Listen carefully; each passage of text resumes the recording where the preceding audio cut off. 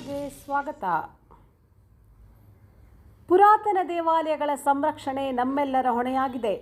Shri Dharmasthala Manjunatheshwara Dharmotthana trust ಪುರಾತನ ದೇವಾಲಯಗಳನ್ನು ಪುನರುಜ್ಜೀವನ ಮಾಡುವ ಕೆಲಸವನ್ನು ರಾಜ್ಯಾದ್ಯಂತ ಶ್ರದ್ಧಾಭಕ್ತಿಯಿಂದ ಮಾಡುತ್ತಿದೆ ಎಂದು ಟ್ರಸ್ಟ್ ನಿರ್ದೇಶಕ ನೇಮಿರಾಜ್ ಹೇಳಿದರು. ಅವರು ಕೃಷ್ಣರಾಜಪೇಟೆ ತಾಲೂಕಿನ ಅಕ್ಕಿಹೆಬ್ಬಾಳು ಹೋಬಳಿಯ ಮಂಚಿಬೀಡು ಗ್ರಾಮದಲ್ಲಿ ಶಿಥಿಲವಾಗಿರುವ 1000 ವರ್ಷಗಳ ಪುರಾತನ ದೇವಾಲಯದ ಜೀರ್ಣೋದ್ಧಾರ ಕಾರ್ಯಕ್ಕೆ ಚಾಲನೆ ನೀಡಿ ಮಾತನಾಡಿದರು. ಪುರಾತನ ದೇವಾಲಯಗಳಲ್ಲಿ ಅಪಾರವಾದ ಶಕ್ತಿ ಇದೆಯಲ್ಲದೆ ಶ್ರೀಸಾಮಾನ್ಯರಲ್ಲಿ ಹೆಚ್ಚಿನ ಭಕ್ತಿ ಇದೆ. ನಮ್ಮ ನೆಲದ ಇತಿಹಾಸ ಮತ್ತು ಪರಂಪರೆಯ ಮೇಲೆ ಬೆಳಕು ಚೆಲ್ಲುವ ದೇವಾಲಯಗಳ ಸಂರಕ್ಷಣೆಯು ನಮ್ಮೆಲ್ಲರ ಹೊಣೆಯಾಗಿದೆ. ಮಂಡ್ಯ, ಹಾಸನ, ಚಾಮರಾಜನಗರ ಜಿಲ್ಲೆಗಳಲ್ಲಿ ಹೊಯ್ಸಳ ದೇವಾಲಯಗಳು ಅಪಾರವಾಗಿವೆ. ಮಂಚಿಬೀಡು ಗ್ರಾಮದ ಶಿಥಿಲವಾಗಿ ಪಾಳು ಬಿದ್ದಿರುವ ಈಶ್ವರ ದೇವಾಲಯವನ್ನು ಧರ್ಮೋತ್ಥಾನ ಟ್ರಸ್ಟ್ ವತಿಯಿಂದ 35 ಲಕ್ಷ ರೂಪಾಯಿಗಳ ವೆಚ್ಚದಲ್ಲಿ ಪುನರ್ ನಿರ್ಮಾಣ ಮಾಡಲಾಗುತ್ತಿದ್ದು, 1 ವರ್ಷದ ಅವಧಿಯಲ್ಲಿ ದೇವಾಲಯದ ಪುನರ್ ನಿರ್ಮಾಣ ಕಾರ್ಯವು ಸಂಪೂರ್ಣಗೊಳ್ಳಲಿದ್ದು, ಮುಂದಿನ ವಾರದಿಂದ ಆರಂಭವಾಗುವ ದೇವಾಲಯದ ಪುನರ್ ನಿರ್ಮಾಣ ಕಾರ್ಯಕ್ಕೆ ಗ್ರಾಮಸ್ಥರು ಸಂಪೂರ್ಣ ಸಹಕಾರ ನೀಡುವ ಮೂಲಕ 1000 ವರ್ಷಗಳ ಇತಿಹಾಸವಿರುವ ಈಶ್ವರ ದೇವಾಲಯದ ನಿರ್ಮಾಣ ಕೆಲಸಕ್ಕೆ ಕೈ ಜೋಡಿಸಬೇಕು ಎಂದು ನೇಮಿರಾಜು ಮನವಿ ಮಾಡಿದರು.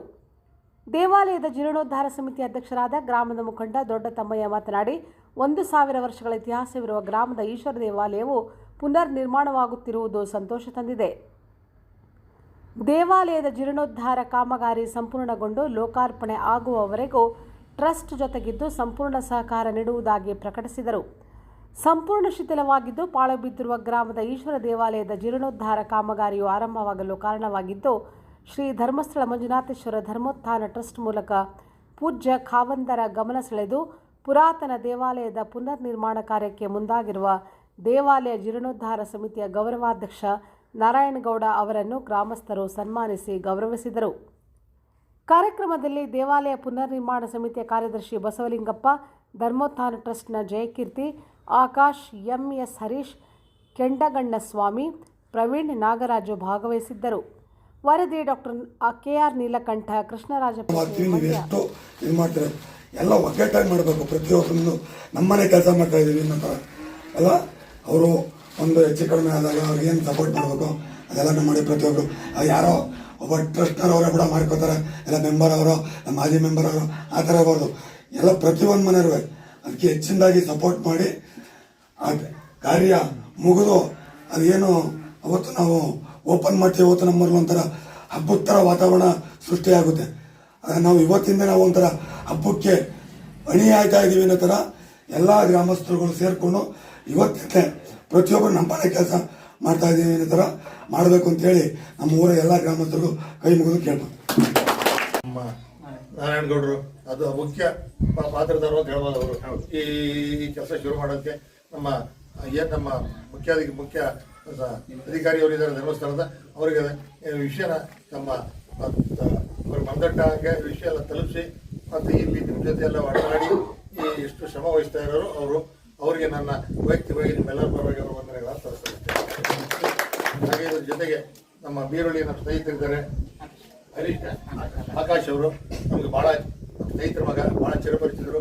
ಇವರು ನಮ್ಮ ದೇವಸ್ಥಾನಕ್ಕೆ ಭಾಳ ಸಹಕಾರ ನೀಡಿ ಅವ್ರ ಕೈಲಾದಂಥ ಎಲ್ಲೆಲ್ಲಿ ಅನುಕೂಲ ಆಗುತ್ತೋ ಒಂದು 50,000 ರೂಪಾಯಿನ ಅವ್ರ ಕಡೆಯಿಂದ ಕೊಡಿಸಿದ್ದಾರೆ. ಇನ್ನು ಮುಂದೆ ಈ ಕೊಡ್ಸೋರದಲ್ಲಿದ್ದಾರೆ. ಅವ್ರಿಗೆ ನಾನು ವೈಯಕ್ತಿಕ ನಿಮ್ಮೆಲ್ಲರ ಪರವಾಗಿ ವಂದನೆಗಳನ್ನು ಸಲ್ಲಿಸ್ತೇನೆ. ಇದಕ್ಕೆ ಹಿಂದಿನ ಸಪೋರ್ಟ್ ಮಾಡಿರ್ತಕ್ಕಂಥ ನಮ್ಮ ಮೆಂಬರ್ ನಾಗರಾಜ್ ಇದ್ದಾರೆ, ಹರೀಶ್, ನಾಗರಾಜು, ಇವರೆಲ್ಲರೂ ಇದಕ್ಕೆ ದುಡ್ಡು ಬರೋಕ್ಕೆ ಸಂಘಕ್ಕೆ ಜಮಾ ಆಗೋಕ್ಕೆ ಇವರೆಲ್ಲ ಸಹಕಾರ ಮಾಡಿದ್ದಾರೆ. ಅವರಿಗೆ ನಾನೇ ವಂದನೆಗಳನ್ನು ಸಲ್ಲಿಸ್ತೇನೆ.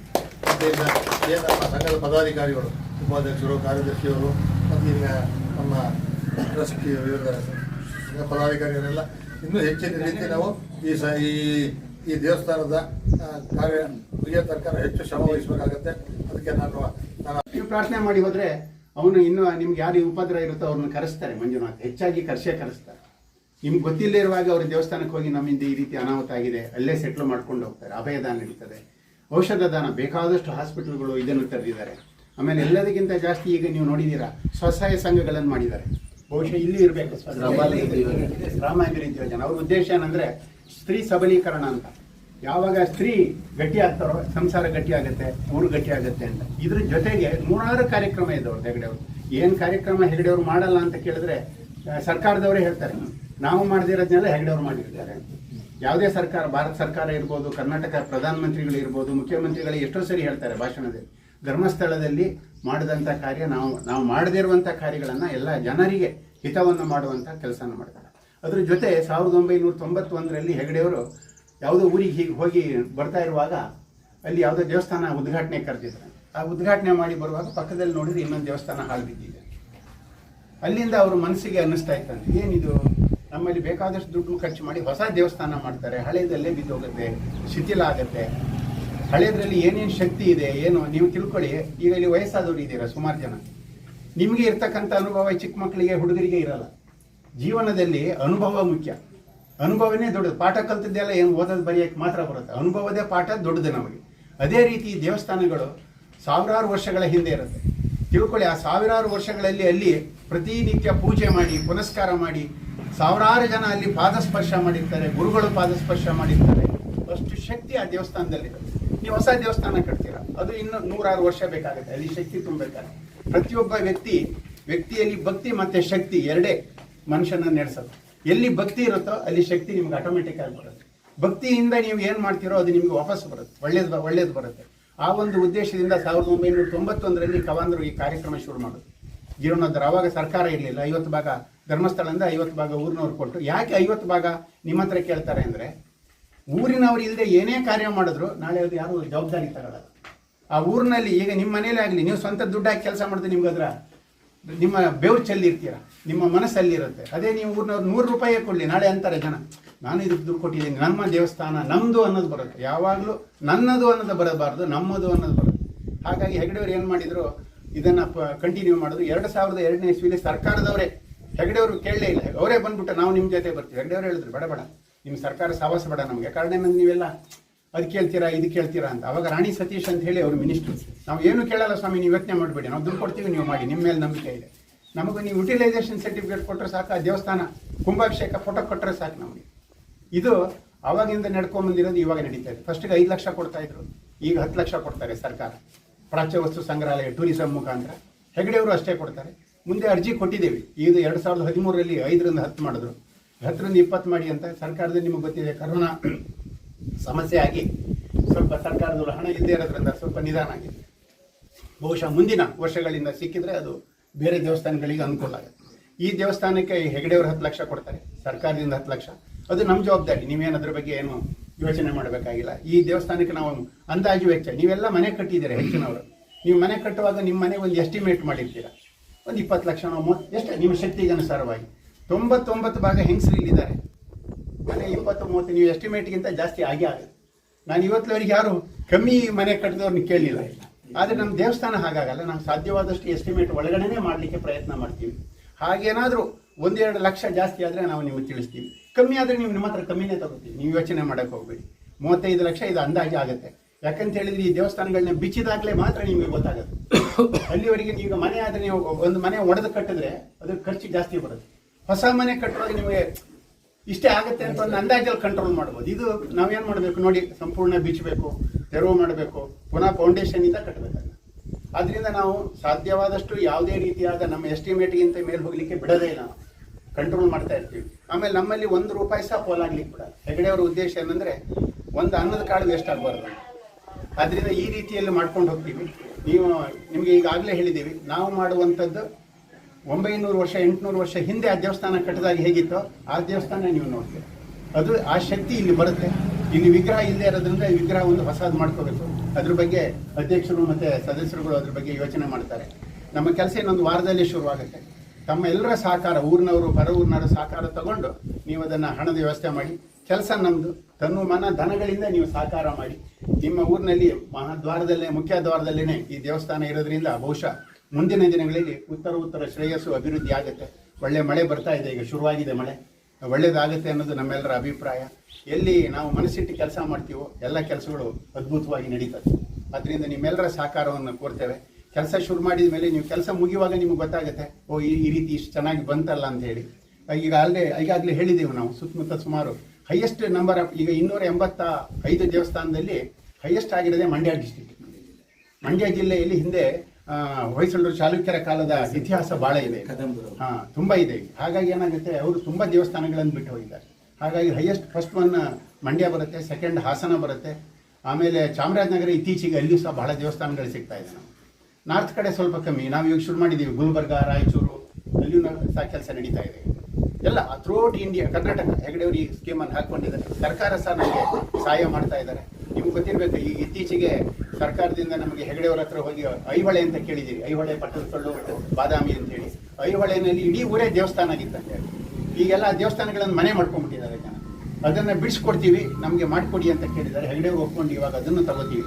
ಇನ್ನೊಂದು ವರ್ಷದಲ್ಲಿ ಇಲ್ಲಿ ಒಂದು ಸುಮಾರು ದೇವಸ್ಥಾನಗಳನ್ನು ನಾವು ಅಲ್ಲಿಯ ಶಿಲ್ಪಕಲೆ ಮಾಡ್ತೀವಿ. ಆ ರೀತಿ ಮಾಡ್ತಾ ಇದ್ದೀವಿ. ಹೆಗಡೆಯವ್ರದ್ದು ವಿನೂತನವಾದ ಕೆಲಸ ಇರುತ್ತೆ. ಇವ್ರು ಹೇಳಿದ ಹಾಗೆ ಈ ರಸ್ತೆಯಲ್ಲಿ ಓಡಾಡುವಾಗ ಅವ್ರು ಏನಾದರೂ ಬಂದರೂ ಬರ್ಬೋದು, ಹೇಳೋಕ್ಕಾಗಲ್ಲ. ಅವ್ರು ಬಂದು ಇಷ್ಟು ಪುರಾತನವಾದ ದೇವಸ್ಥಾನ. ನಾನು ನಿಮಗೆ ಮನಸ್ಸಿನ ನೋವಾರುತ್ತದೆ, ನಾನು ಬೈತೀನಿ ನಿಮಗೆ. 10-15 ವರ್ಷದಿಂದ ಈ ದೇವಸ್ಥಾನ ನೀವು 100 ವರ್ಷದಿಂದ ಅಲ್ಲ ಹೇಳಿದ್ದು, 10-15 ವರ್ಷದ ಹಿಂದೆ ಈ ದೇವಸ್ಥಾನ ಸ್ವಲ್ಪ ನೀವು ಕಣ್ತೆ ಅಂತಿದ್ರೆ ಇಷ್ಟು ದುಸ್ಥಿತಿ ಹೋಗ್ತಿರ್ಲಿಲ್ಲ. ಏನೋ ಹೋಗಿದ್ದೆ, ಅನಿವಾರ್ಯ ಪರಿಸ್ಥಿತಿ, ಅದು ಕಾಲ ಆಯ್ತು, ತಸ್ಮೈ ನಮ್ಮ ಕಾಲ ಬರಬೇಕು, ಈಗ ಆಗ್ಬೇಕಂತಿತ್ತು. ಈಗ ಧರ್ಮಸ್ಥಳ ಟ್ರಸ್ಟ್ ಮತ್ತು ಕರ್ನಾಟಕ ಸರ್ಕಾರ ಪ್ರಾಚ್ಯವಸ್ತು ಸಹಭಾಗಿತ್ವ ಹಾಗೂ ನಿಮ್ಮ ಸ್ಥಳೀಯ ಸಹಕಾರದೊಂದಿಗೆ ನಾವು ಜೀರ್ಣೋದ್ಧಾರ ಮಾಡ್ತೀವಿ. ಜೀರ್ಣೋದ್ಧಾರ ಮಾಡಿದ ಮೇಲೆ ನೀವು ಅದನ್ನು ಭಾಳ ಪ್ರೀತಿಯಿಂದ ಪೂಜೆ ಪುನಸ್ಕಾರಗಳು, ಡೈಲಿಯಲ್ಲಿ ವಾರಕ್ಕೊಮ್ಮೆ ಭಜನೆ, ಇವ್ರು ನಾರಾಯಣಗೌಡರು ಹೇಳ್ದಂಗೆ ಅವರು ಈಗ ದಾರಿ ತೋರಿಸಿದ್ದಾರೆ. ಮುಂದುವರ್ಸ್ಕೊಂಡು ಹೋಗೋದು ನಿಮ್ಮ ಊರಿನವ್ರದೆಲ್ಲ ಜವಾಬ್ದಾರಿ. ಹಾಗೆ ನಾವು ಜೀರ್ಣೋದ್ಧಾರ ಸಂದರ್ಭದಲ್ಲಿ ತಮಗೆಲ್ಲ ಹಾಗೆಲ್ಲ ಹೇಳಿದ್ದೀವಿ. ಅಲ್ಲಿ ದೇವಸ್ಥಾನದಲ್ಲಿ ನಾವು ಪುರಾತನ ದೇವಸ್ಥಾನಗಳನ್ನು ಜೀರ್ಣೋದ್ಧಾರ ಮಾಡ್ತೇವೆ ಬಿಟ್ಟು ನವೀಕರಣ ಅಲ್ಲ. ನಮ್ಮ ಸಂಸ್ಥೆ ನಿಯಮನೇ ಹೇಳ್ತಾ ನೋಡಿ, ಐತಿಹಾಸಿಕ ಹಿನ್ನೆಲೆಯುಳ್ಳ ಶಿಲ್ಪಕಲಾ ಸೌಂದರ್ಯ ಶಿಥಿಲಗೊಂಡಿರುವ ಶಿಲಾ ದೇಗುಲಗಳ ಸಂರಕ್ಷಣೆ. ಇದರಲ್ಲಿ ಐತಿಹಾಸಿಕ ಹಿನ್ನೆಲೆ ಇದೆ, ಹೇಳಿದ್ರು 900 ವರ್ಷ ಅಂದರು. ಶಿಲ್ಪಕಲಾ ಸೌಂದರ್ಯ ಇದೆ, ಕಲ್ಲಲ್ಲಿ ಪ್ರತಿಯೊಂದು ಕಲ್ಲಲ್ಲಿ ಕೆತ್ತನೆ ಇದೆ, ಶಿಥಿಲವಾಗಿದೆ, ಹಾಳಾಗಿದೆ. ಇದನ್ನು ಜೀರ್ಣೋದ್ಧಾರ ಮಾಡ್ತೀವಿ ಬಿಟ್ಟು ನವೀಕರಣ ಹೊಸದು ಮಾಡೋದಿಲ್ಲ. ಅಂದರೆ ಐತಿಹಾಸಿಕ ಹಿನ್ನೆಲೆ ಅದೇನಿದೆ, ಆ ಭದ್ರತೆ ಬುನಾದಿ ಪ್ರತಿಯೊಂದು ತಳಪಾಯದಿಂದ ತೆಗೆದು ಅದು ಏನು ಹಿಂದೆ ಮಾಡಿದ್ದಾರೆ ಅದೇ ಆಯ್ಕೆ ಅದೇ ಅಳತೆಗೆ ಮಾಡ್ತೀವಿ. ಸಂಪೂರ್ಣವಾಗಿ ಬಿಚ್ಚಿ ಎಲ್ಲ ಕ್ಲೀನಾಗಿ ಮಾಡ್ತೀನಿ. ಊರಿನವರ ಸಹಕಾರ ಭಾಳ ಮುಖ್ಯ. ಈಗ ಏನಂದ್ರೆ ಇಷ್ಟ ತನಕ ಮುಂದುವರಿಕೆ ನಾವು ನಾರಾಯಣಗೌಡರಿಗೆ ಫೋನ್ ಮಾಡ್ತಾ ಇರ್ತಿದ್ವಿ. ಇನ್ನು ಅದಕ್ಕೆ ಯಾರು ಅವಕಾಶ ಮಾಡಿಕೊಡ್ದಿದ್ದಂಗೆ ತಾವು ಊರಿನವರೆಲ್ಲರೂ ಜವಾಬ್ದಾರಿ ತಗೊಂಡು ದೇವಸ್ಥಾನ ಆಗೋ, ನಾವು ನೀವೆಲ್ಲ ಒಂದೇ ಸಂಸ್ಥೆಯನ್ನು ನಾವು ಧರ್ಮಸ್ಥಳ ಮಂಜುನಾಥೇಶ್ವರ ಥರದ ಇಲ್ಲೊಂದು ಈಶ್ವರ ಮಾಡ್ತೀವಿ ಅನ್ನೋ ಭಾವನೆ ಇಟ್ಕೊಂಡು ಈ ಕೆಲಸನ ಸಂಪೂರ್ಣ ಸ್ವಚ್ಛತೆಯಿಂದ ಭಾಳ ಆತ್ಮೀಯತೆಯನ್ನು ಎಲ್ಲರೂ ಪ್ರೀತಿಯಿಂದ ಮಾಡಿ ಬೇಗನೆ ಮಾಡಿ ಮುಗಿಸುವಂಥ ಶಕ್ತಿ ನಮಗೆ ನಿಮ್ಗೆಲ್ಲರಿಗೂ ಕೊಡಿ ಅಂತ ಕೇಳ್ಕೊಂತ ನನಗೆ ಮಾತಾಡಲಿಕ್ಕೆ ಅನುವು ಮಾಡಿಕೊಡಿ. ಇದು ಹೆಗ್ಡೆಜಿಯವರ ಹುಟ್ಟುಹಬ್ಬದ ದಿವಸ ನೋಡಿರೋ ಅದರಿಂದ ಈ ಕೆಲಸ ನಾವು ಸದ್ಯದಲ್ಲೇ ಮಾಡ್ತೀವಿ. ನೀವೆಲ್ಲ ಸಹಕಾರ ಕೊಡಿ, ಬಂದು ನೋಡಿ ಹೋಗ್ತಾ ಇರಿ. ನಮ್ಮ ಪ್ರವೀಣ್ ಅವರು ಮತ್ತು ಜಯಕೀರ್ತಿಯವರು ಆಗಾಗ್ಗೆ ಬಂದು ನೋಡ್ತಾ ಇರ್ತಾರೆ, ನಾನು ಸಹ ಆಗಾಗ್ಗೆ ಬಂದು ನೋಡ್ತಿರ್ತೀನಿ. ನಿಮ್ಮ ಮನಸ್ಸಿನಲ್ಲಿ ದೇವಸ್ಥಾನದ ಬಗ್ಗೆ ಯೋಚನೆ ಮಾಡಿ, ನೀವು ಮಾಡ್ತಕ್ಕಂಥ ಕಾರ್ಯದ ಬಗ್ಗೆ ಯೋಚನೆ ಮಾಡಿ ಅಂತ ಹೇಳಿ ನಿಮ್ಮೆಲ್ಲರ ಸಹಕಾರವನ್ನು ಕೊಡ್ತೇವೆ. ಎಲ್ರಿಗೂ ಒಳ್ಳೆಯದಾಗಲಿ.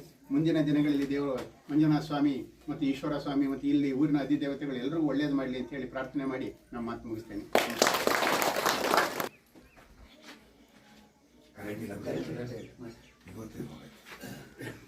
ಇಲ್ಲಿ ಆಗಮಿಸಿರ್ತಕ್ಕಂಥ ನಮ್ಮ ಧರ್ಮಸ್ಥಳದ ಇಬ್ಬರೂ ಅವರನ್ನು ನಾವು ನಮ್ಮ ಸ್ನೇಹಿತರು, ನಮ್ಮ ಗ್ರಾಮದ ಪರವಾಗಿ ಅವರನ್ನು ಸ್ವಾಗತಿಸಿ ಅವರಿಗೆ ಏನು ನಾವು ಇಷ್ಟೊತ್ತು ನಿಮಗೆ ಹಿತವಚನಗಳನ್ನು ನೀಡಿದರು, ಅದನ್ನು ಮುಂದೆ ಹೇಗೆ ನಡ್ಕೋಬೇಕು, ಅಭಿವೃದ್ಧಿ ಬಗ್ಗೆ ಅದನ್ನು ಮತ್ತು ಇಲ್ಲಿ ಕೆಲಸ ಶುರು ಮಾಡೋಕೆ ಹೇಗಿರಬೇಕು ಅಂತೆಲ್ಲ ಕೂಲಂಕುಷವಾಗಿ ನಿಮ್ಮದರಿಗೆಲ್ಲ ಹೇಳಿದ್ದಾರೆ.